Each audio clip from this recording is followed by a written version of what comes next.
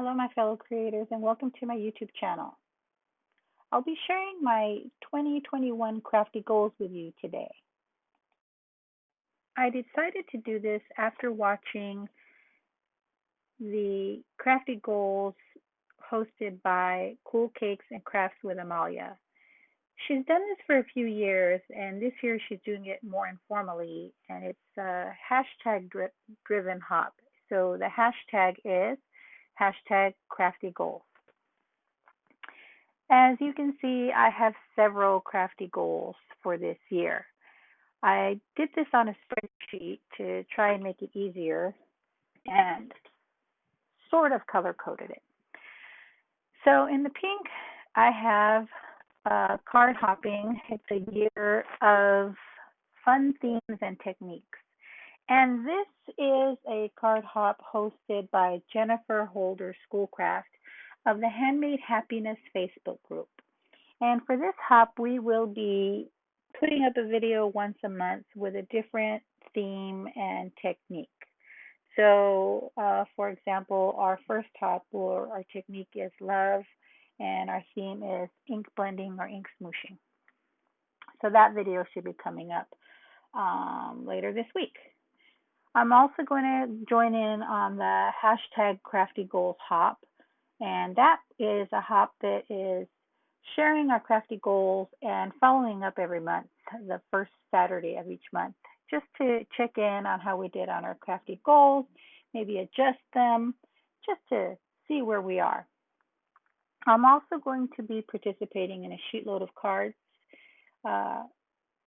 Well, not participating, but doing a video with a sheetload of cards that is put on by Call Me Crafty Al. She has a free printable that she provides for her subscribers on her YouTube channel. I'll also be doing a video using my 6x6 paper pads, and I'll be using card sketches by Jess Crafts. And she has some wonderful one-sheet wonders for 6x6 paper on her blog post at jesscrafts.com. I did join Team Tiny Facebook group for YouTube creators with less than 1,000 subscribers, and I definitely fit in that category. But for that, I'm just going to join in quarterly, since at this point I've realized I may be having to do quite a few videos. I will be posting my weekly videos on my YouTube channel, which I do every Wednesday at 6 p.m. Pacific time. Last year, I was posting daily to my Instagram account for the first few months, and then life got the better of me, and I started posting less and less frequently. So I'm going to try and post 4 times per week. I also have a blog post at YvetteOleaCreates.com, and I post on that weekly, usually to coincide with my YouTube videos. So I'll continue doing that, and maybe once in a while throw in another blog post here and there, perhaps when I do my other card hop videos. As you may or may not know, I donate 300 cards annually, Christmas cards annually, to a skilled nursing facility here in San Diego. It is the facility where my father was before he passed away. And I just know that when I used to visit him there were so many of the residents that looked so utterly alone. So I thought, what better way to honor my father than to donate Christmas cards so that each resident could receive some happy mail at the holidays. According to the director, they seem to enjoy that very much. I also have set a goal of making 25 tags per month. And this is because at the end of last year, when it came time to wrap Christmas gifts, I realized I didn't have enough tags and had to make some at the last minute. I do have 4 adult children, almost 7 grandchildren. The 7th is on the way, due to be here in February. And my adult children also tend to hit up my stash of tags and Christmas cards. So I try to make enough so that I have enough for my use and enough for their use as well. So 25 Christmas tags per month should do it for me. Now, the 10 on the 10th is hop hosted by Metal Scrapping Chick, and it's a hashtag 10 on the 10th card collab.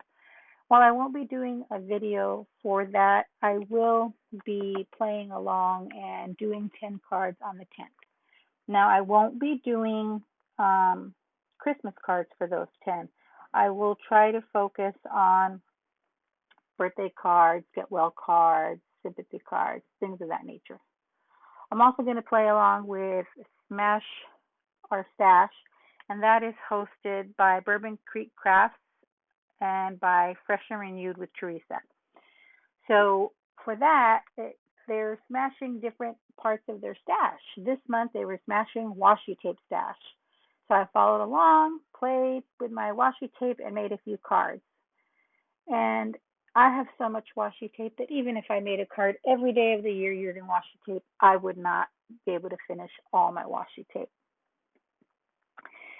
My other goal is to mail one card out each week.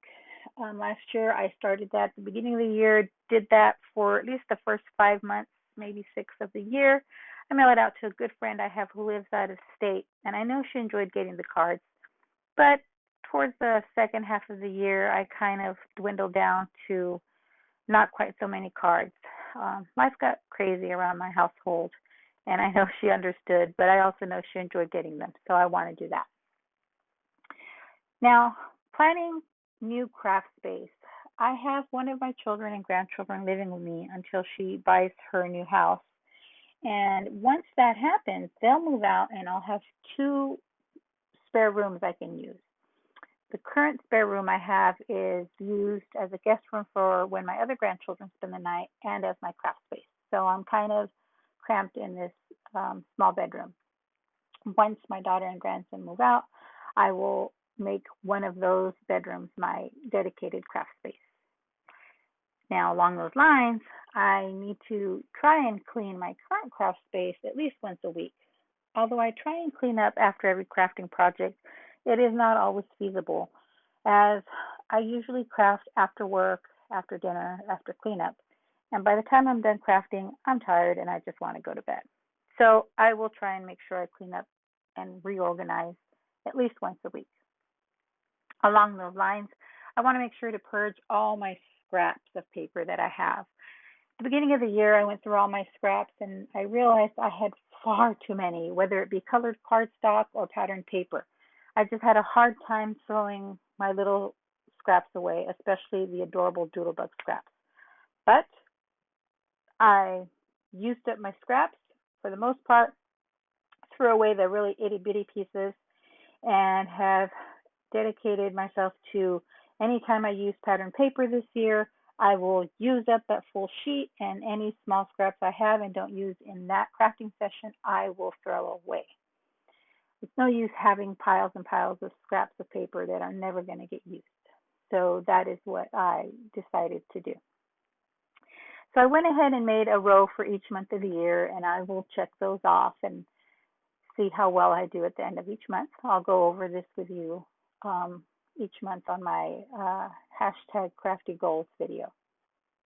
These are my goals for 2021, my crafty goals, that is. Thanks so much for sticking around to the end of the video. I'd be thrilled if you subscribed to my YouTube channel or followed me on any of my other social media platforms. As always, have a beautiful, safe, and creative day.